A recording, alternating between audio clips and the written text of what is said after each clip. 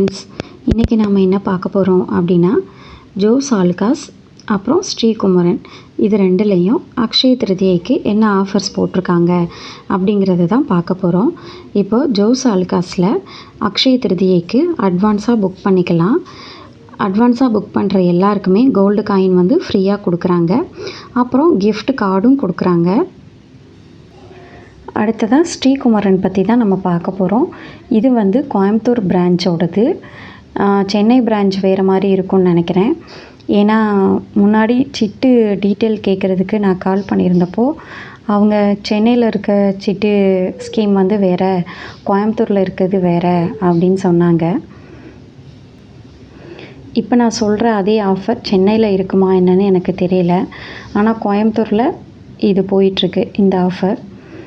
அதாவது ஸ்ரீகுமரனில் எப்போதுமே வந்து கோல்டு காயின்ஸுக்கு வந்து வேஸ்டேஜ் அவங்க வாங்குறதில்ல. இப்போது அக்ஷய திருதியைக்காக அட்வான்ஸ் புக்கிங் வந்து நம்ம முன்னாடியே பண்ணிக்கலாம். அக்ஷய திருதியை அன்னைக்கு காலையில் 6 மணிக்கெலாம் ஷாப் வந்து ஓப்பன் ஆயிரும்னு சொல்லியிருக்காங்க. அப்புறம் ஏப்ரல் 21 வரைக்கும் செயின் மேலா நடக்குது. அதாவது 6 கிராம்லேருந்து 600 கிராம் வரைக்குமே நம்மளுக்கு செயின்ஸ் வந்து கிடைக்கும்.